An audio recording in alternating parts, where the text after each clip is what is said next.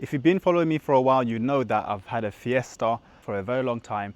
I love that car to bits, but it was time to get an upgrade. I asked you guys what I should get, and once you guys mentioned to get a Golf in the comments, I started seeing it more on the roads, and then I started to like it a lot. So went to test drive it, and now this is the new car for this channel. So I'm going to show you guys the differences between those two cars. I'm still attached to my old Fiesta, by the way, but I'm slowly starting to like this Golf. But let me show you the differences between them. Let's go inside. So once we're inside, you can see straight away it looks a lot more futuristic. There are no buttons in this car, it's all touch screen, very sensitive. I'm not sure if I like it yet, because every time I touch something by accident, you see there I was trying to go for the screen, but then it brings up something else. But I'm gonna get used to that anyway. I've changed the color of the lighting to match the brand of Zondo driving, so it's all matching, which is great. Nice steering wheel as well. I think this one's it's probably about the same size as the Fiesta. In terms of actually steering, it's very, very light. I'm going to show you once I start driving this. And then we've got the gears, slightly different with the reverse, but everything else is the same, apart from the fact that this one's got 6 gears, which changes a lot in terms of when I change gears. I'm going to show you that as well. No physical handbrake here. It's got the button one, and you don't need to release this when you're moving off. And you can see here this magic button here, the auto hold, which is going to hold the car on a hill without me having to apply the handbrake or without me having to apply the brake, which is very, very nice. If you got this in your driving instructor's car, I recommend turning it off, because if you get a car that hasn't got this, you might struggle. But pedals, nice and shiny. But yeah, and then got a bit of space in the back there. Nice seats as well with the R there. This is not the proper R, this is just the R styling, but it's still quite nice. So now let's go for a drive. So the first thing you notice is that there's no key to start. I've got the key in my pocket right now, and in the other car you'd have to put the key in the keyhole and then turn it, but here there's no keyhole. All you have to do is put your clutch down. As long as your key is around the car or in the car, you can start the engine by putting your clutch down and then pressing the start button just there, and now the engine's on. So once we start driving now, let me put my seatbelt on first. You notice the handbrake is on right now, so once I start moving, I don't need to release the handbrake manually. It will do that by itself. So let me do a check. I'll put a little signal on because there are people around. Once I get to the biting point, I'm not going to add any gas in. I'm just going to do it really slowly. The handbrake releases, and then I can move off. And you can see, like right now, it's asking me for second gear already. And I'm going to leave it in first because I'm turning here. But in the other car, I could go all the way up to the giveaway line without even thinking about going into second. But it's already asking for second. I'm not going to go into second right now because I'm going to come to a giveaway line here. And when it's telling you to go into a next gear, you don't have to do it straight away. It's just a recommendation. So like right now, once I've turned, I can go into second and then bring my clutch up. And if I go a bit faster, it's asking me for third already, but it's not going to make sense because I'm coming up to a junction right now. Let me signal left here and go into first. And we've got the auto hold. So now when I come off the brake, the car is not going to roll anywhere until I bring the clutch to the biting point. So once I see a gap, I'll bring my clutch to the biting point, add a bit of gas, and then start making my turn. And already it's asking for second, into second gear. And by now, let me put this on. It's going to ask for third. So let me go into third gear. And in this car, it's quite easy to go too fast as well, so you need to be really careful. And you notice I've got a digital display for my speed now, whereas before it was the dials. And with the digital, it's a lot more accurate, I think, in terms of telling you exactly how fast you're going. So if you're going too fast, you will know straight away. One of the main reasons I changed this car was because the other one's AC stopped working. I wanted to keep that car forever, by the way, but it was time for me to change. I was thinking about an upgrade anyway, but then the AC braking was just like the last straw. So now I'm just gonna keep it around this sort of pace.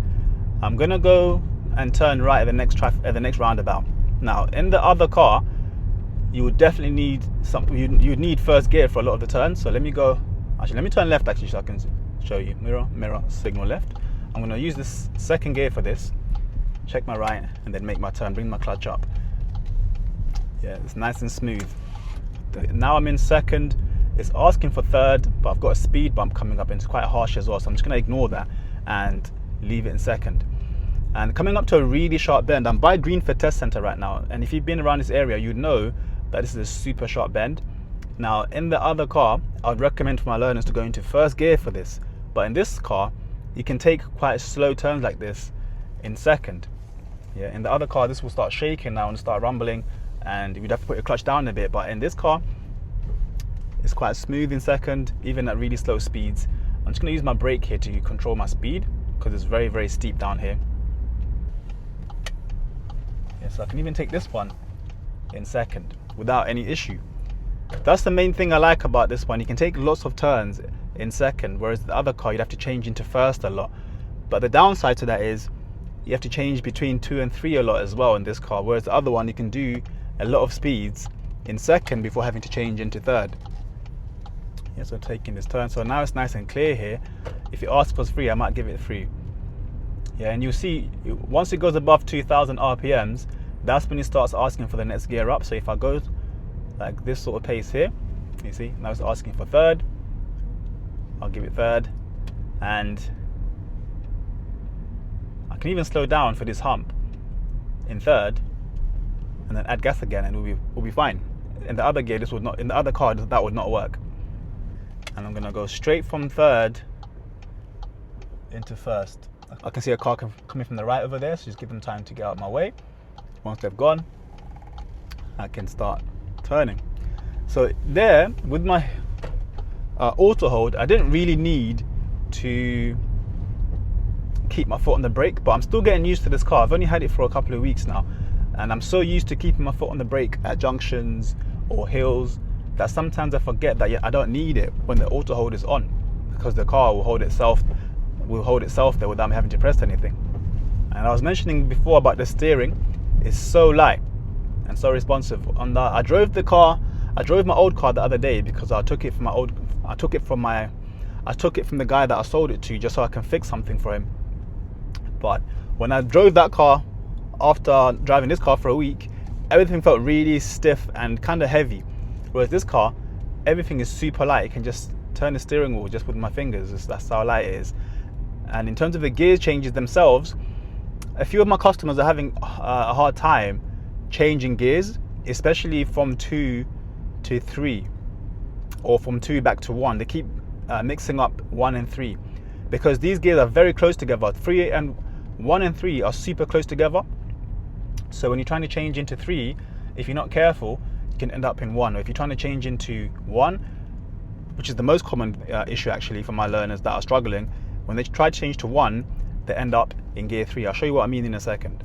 You notice here it's saying 30 on the display there for the speed limit, but this is actually 20. You can see on the floor there it says 20. So sometimes the speed limit that you're seeing on your display is wrong. So you need to be very careful that you don't just follow that. You need to look at what's happening in the road and look at the signs, because sometimes that could tell you the wrong number. So here, when I'm going from 3, sometimes let's say I'm in 2 and trying to go into 1, a lot of my learners will do this, and then they'll be thinking, yes, I'm in gear 1 now, ready to move, but really they're in 3. So in this car, you really have to, you still don't have to do it really hard, which some people do, which is what some people think you have to do. They think you have to grab the gear stick and shove it into gear. It's all about placing it into gear. So let's say I'm in 2 right now, and I want to go into first. I can just keep my hand pushed towards the left, and it's going to go towards the left, and it's going to stay in 1. Whereas if I do it like this and do it too relaxed, it's going to end up in 3 naturally. But make sure if you're trying to go into first in this car, just push towards the left a bit and then up like that. It's going to go into first. So we've got a really tight width restriction here. I'm going to keep it in first for this bit because it is quite tight, and then I'll go like that. This car is slightly wider as well. Let me go into second on the hill, and again this one is not as wide, so I'm just going to keep it in second. But in the other car, I would always recommend for these parts to be in first. Yeah, but in this car, second can handle quite slow speeds, so second is fine. But if it's really tight, just use first. It's a lot easier. As you can see, we've got the armrest here, which is what I always wanted. In the other car, I would have to rest my arm like this or lean it like this, but now I can relax, especially on long journeys. This makes driving so much easier. The thing about this car as well is when it's about to stall, you won't know. Whereas the other car, let's say I left it in the wrong gear for too long, you would feel it start shaking, or it wouldn't feel comfortable. Whereas this car, it will feel really nice until the last second, then it will stall. And then when it does stall, you won't really feel it sometimes as well. Let me show you what I mean. Where the other car will shake violently and stall violently as well, whereas in this one, you're not going to feel the stall. I'm going to stall on purpose. I'm going to press the clutch down too late when I'm stopping here, and I'll show you what I mean. So let's say I'll start braking from now. I'm in third, by the way. So I should be pressing my clutch down like around here, but if I don't, you see, the car stalled. But it didn't shake, it didn't make a mad vibration or mad violent shaking. In the other car, it would be quite stressful and you feel the car shaking a lot. Now when it comes to acceleration in this car, it is quite quick. I wasn't convinced at first because in my Fiesta, I feel like it accelerates quite quickly. But in this car, especially in third, when you put your foot down, you see, you can pick up speed really quickly. So now it's asking for fourth. Let me get a fourth. And you're going to see it's going to ask for fifth again straight away. So there's going to be a lot more gear changes in this car than the other one. But once you get used to that, it's really fun to drive. So when I first got the car, I was concerned that it doesn't move off with just the clutch by itself, but you see that it still does, which means it's going to be harder for learners to stall it. If you're driving a car that can't move off with the clutch by itself, those cars are super easy to stall. And it's quite difficult to teach people to drive in those cars. But in this car, the clutch is really powerful, so you can start actually moving without you pressing the gas. Even though that's the case, I still recommend and I still teach people to use the gas when they're moving off, just like this. So get to the biting point, add some gas in the background. So this way, it's a lot quicker, it's a lot smoother as well. If you forget to change your gear in second, you can actually move off quite smoothly in second as well. I don't recommend you do that all the time because it's a bit of a strain on the car, but in the other car, you need a lot of gas and you're way more likely to stall in second if you try to move off in second. Whereas this car, second, you can move off quite easily in it. So let me know in the comments, which car do you prefer so far? I know you guys might be attached to the Fiesta like I was, but so far in terms of how it looks and how it's driving so far, in terms of all those gear changes that I'm doing, which one would you prefer to have, this Golf or the Fiesta? Let me know in the comments. Don't worry about hurting my feelings either because I like both cars, so let me know what you guys think. Hill starts are a lot easier in this car because you can see here I've got my foot off the brake, but the auto hold is holding the car still while I'm getting ready. Once I'm ready to move, when I get the biting point now, the car will just start moving by itself. But people still struggle with this sometimes because if you get the biting point a little bit and then the car releases, sometimes people can still roll it back. In most of my videos though, I'm going to turn the auto hold off so that you guys that don't have auto hold can still know how to do hill starts properly. So without the auto hold, I can still get my biting point nicely and get to the gas and start moving slowly while checking both sides. So it will still work just like the other car. Even though this car has got auto hold, I'll still make lots of videos for you guys who don't have it, so you guys can still understand how it works without that feature. So I thought I'd do a little introduction video to this car so you guys can see what it's about. Hopefully you enjoyed it. I'm going to show you some more features in different videos, but for now, thanks so much for watching and I'll see you on the next one. If you're new to this channel, make sure you subscribe. We've got lots of videos coming up. Otherwise guys, thanks for watching. See you in the next one. Bye.